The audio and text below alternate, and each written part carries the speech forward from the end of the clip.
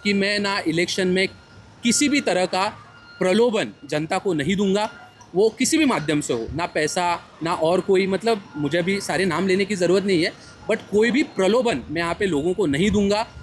ठीक है, लोगों को अगर वो चीज़ नहीं समझ में आएगी, वो आज नहीं समझ में आएगी, अगले 5 साल में समझ में आएगी, लेकिन हमको ये आदत बदलनी होगी, उम्मीदवारों की भी और लोगों की भी, जनता की भी, क्योंकि हमको देश सुधारना है। नमस्कार, मेरा नाम अजय भवराव सराटे है और मैंने आज ही मेहता साहब के आह्वान पे भारतीय जनता पार्टी की तरफ से इच्छुक उम्मीदवार का फॉर्म भरा है।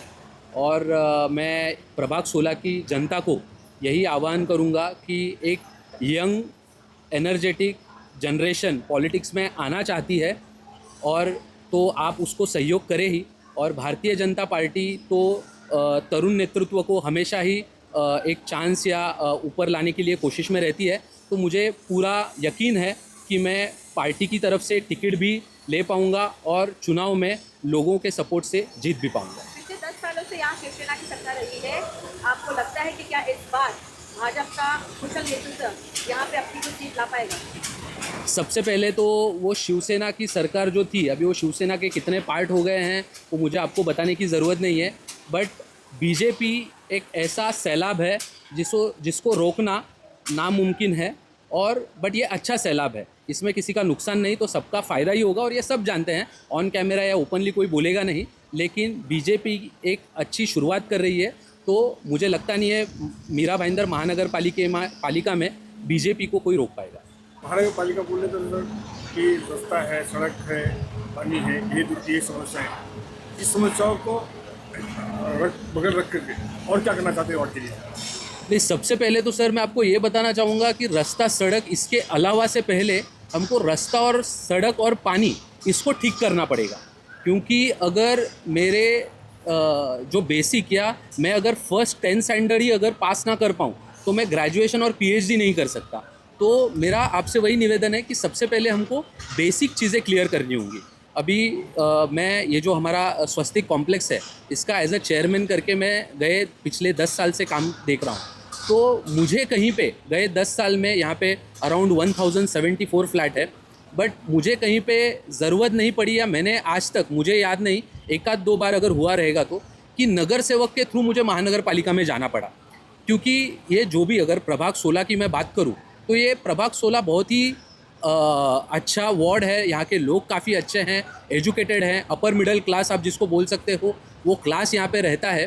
तो we really don't want to get to someone जो वहाँ पे किसी की हमको ज़रूरत पड़े। यहाँ पे ऑलरेडी महानगर पालिका है, अगर आप देखोगे तो महानगर पालिका के अगर वेबसाइट पे आप जाओगे तो सारी चीज़ें वहाँ पे इन डिटेल रखी हुई हैं, सारे अधिकारियों के नंबर लिखे हैं, मेल आईडीज़ दिए हुए हैं।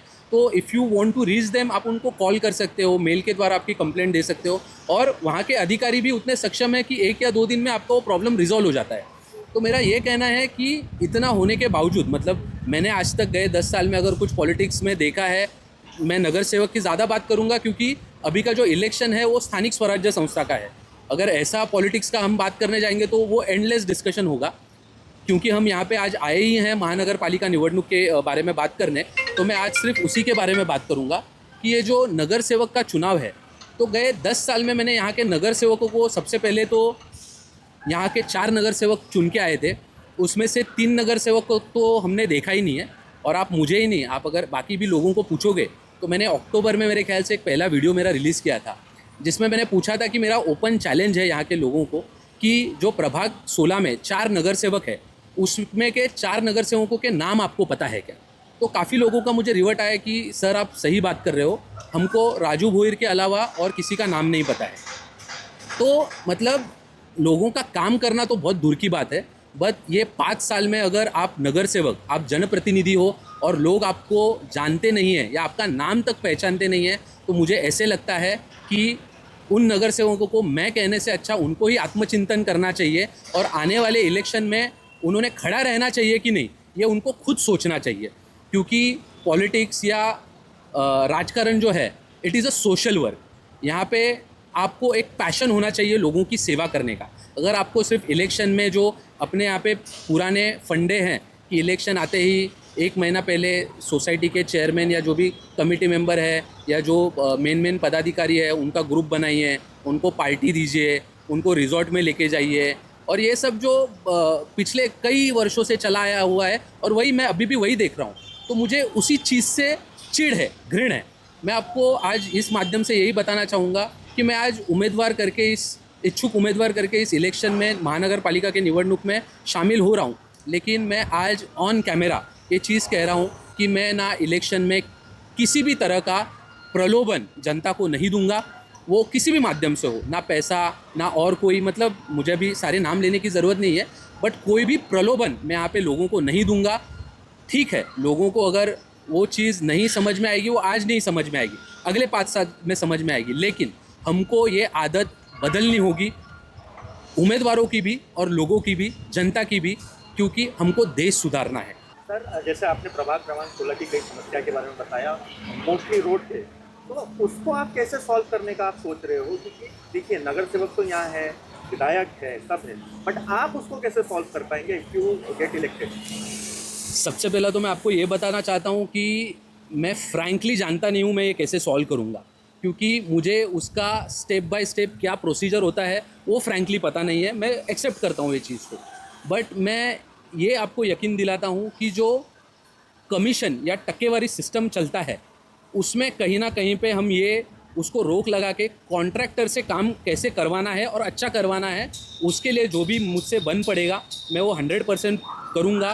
फ़िलहाल मैं अभी उस क्षेत्र में उतना टेक्निकली एक्सपर्ट नहीं हूँ, तो मैं उतना टेक्निकली आपको बता नहीं पाऊँगा। कहीं आपके वार्ड में शिवसेना इलेक्शन आते ही एक्टिव दिख रही है। अभी हमने आते में देखा कि बाहर भी उन्होंने एक एड्रेस कैंप वगैरह लगाया हुआ है, तो उसके बारे में क्या कहना चाहेंगे? मुझे ये सब देख के हंसी आती है कि अगर आप उनका बैनर देखोगे तो उसमें आधार कार्ड, ये कार्ड, वो कार्ड, ये सारी चीज़ें लिखी हुई है।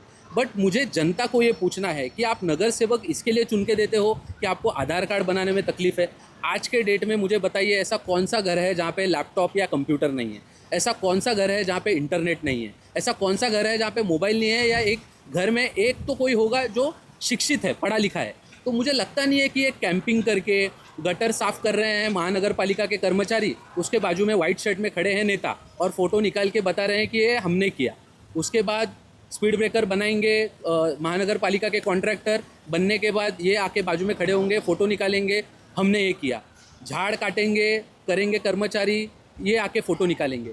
मतलब मुझे हंसी आती है कि आप नगर सेवक हो और इतने छोटे छोटे काम अगर आप करके उसका श्रेय लेना चाहते हो तो मैं उसके ऊपर कुछ टिप्पणी नहीं करना चाहता। स्ट्रैटेजी से नहीं है, और यहाँ पे जो वोट बंधे हैं वो एक फिक्स्ड वोट है, वो देखा जा रहा है, एक पैटर्न चला आ रहा है, उसे कैसे तोड़ेंगे आप? लोगों के विश्वास को कैसे जीतेंगे?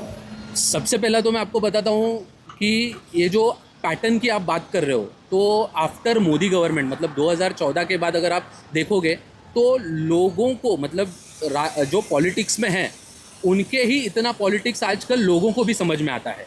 तो जो पैटर्न की हम डेमोक्रेसी में बात करते हैं वो पैटर्न एज ऑफ पैटर्न रहा नहीं है। लोगों को पता चलता है कि कौन काम करने वाला है, कौन नहीं है। तो मैं ये नहीं मानता कि मुझे कोई पैटर्न बीट करने की ज़रूरत है। हाँ, मैं ये जानता हूँ कि मुझे सच्चे दिल से, पूरे एनर्जी से लोगों तक पहुँचना ज़रूरी है। उनको मैं क्या हूँ, कौन हूँ और कैसे उनके लिए काम कर सकता हूँ ये बताना ज़रूरी है। बट मुझे लगता नहीं है कि आज के पॉलिटिक्स में कोई पैटर्न काम करता है। फाइनेंस कंपनी में काम, अच्छे पोस्ट पे काम कर रहे हैं, फिर भी आप अपने इस क्षेत्र को क्यों चुना? एक्चुअली मैंने इस क्षेत्र को नहीं चुना है, इस क्षेत्र ने मुझे चुना है। मैं इस कॉम्प्लेक्स का, मतलब जब हमारी शुरुआत हुई थी तो इस माड़ा कॉम्प्लेक्स में हमको लॉटरी से घर मिला था। मुझे आज भी याद है वो दिन, 14 सितंबर 2014 को मैं यहाँ पे आया था, और जब मुझे ये लॉटरी लगी थी तब मैं ICICI बैंक में काम कर रहा था। और मेरे सामने जब लॉटरी आया तब मुझे याद है एक फ़्लैट की कीमत वो टाइम पे 15 लाख रुपए थी इस फ्लैट की, जो काफ़ी कम थी आज के मिजाज में, बट 10 साल पहले वो काफ़ी बड़ी थी।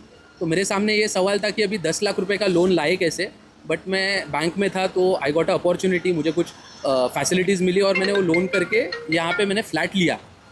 अब यहाँ पे आने के बाद हमारा एक छोटा गणेशोत्सव मंडल हमने स्थापन किया।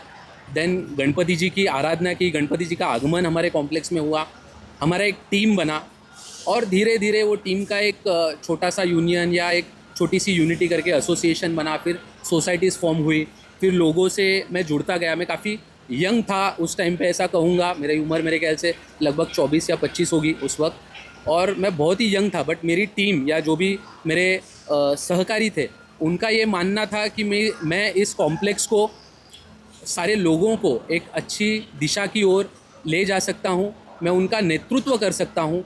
जो मुझे खुद पर भरोसा नहीं था, वो भरोसा मेरे दोस्तों ने, मेरे सहकारियों ने मुझे दिलाया, और मैं इस तरह से इसमें ये सोशल वर्क में आया। उसके बाद 10 साल एज अ चेयरमैन इस सोसाइटी का काम करने के बाद मेरा काफ़ी लोगों से मिलना जुलना हुआ। उसमें सबसे बड़े मेरे पॉलिटिक्स में अगर कोई गुरु मार्गदर्शक रहे हैं वो मीरा भाईंदर के अपने कार्य सम्राट आमदार श्री नरेंद्र मेहता साहब हैं। उन्होंने काफ़ी अच्छे तरीके से, मतलब उन्होंने उनको ऑब्ज़र्व किया है। मैं ये नहीं कहूँगा कि अगर वो द्रोणाचार्य है तो मैं उनका अर्जुन हूँ, बट मैं उनका एकलव्य ज़रूर हूँ। मैंने उनको ऑब्ज़र्व किया है कि हाउ ही वर्क्स, मतलब उनका कोई भी काम करने का तरीका, किसी भी प्रॉब्लम को देखने का नज़रिया। अभी मैं भली भांति जानता हूँ कि मैं अगर बीजेपी में हूँ तो मैं उनके बारे में अच्छा कहूँगा, बट हर एक नेता अच्छा होता है उसके कार्यकर्ता के लिए। बट नरेंद्र मेहता जी का ये कहना है, या उनका काम करने का जो तरीका है, ही ट्राई हिज बेस्ट। वो अपना 100 नहीं 101% देते हैं। अगर कोई चीज़ नहीं होती है तो उसमें नसीब, लक, बहुत सारे फैक्टर होते हैं। बट मैंने एक चीज़ उनसे सीखी है कि आखिरी दम तक आपको कोई भी अगर आपने काम करने का तय किया है, इरादा किया है, तो वो काम करना चाहिए। आपको आज नहीं तो कल सफलता ये ज़रूर मिलेगी। आज मेट्रो जैसा बड़ा प्रोजेक्ट नरेंद्र मेहता जी के सहकार्य से या सहयोग से मीरा भाईंदर के लोगों को मिला है, तो मैं सारी जनता की ओर से मेहता साहब का तहे दिल से एक शुक्रिया भी करना चाहूँगा। और यही सब था कि स्टेप बाय स्टेप में ये पॉलिटिक्स में जुड़ता गया, और एक टाइम ऐसा आया कि मुझे कॉन्क्रीट डिसीजन लेना था, इस पार या उस पार, तो मैंने इस पार चुना।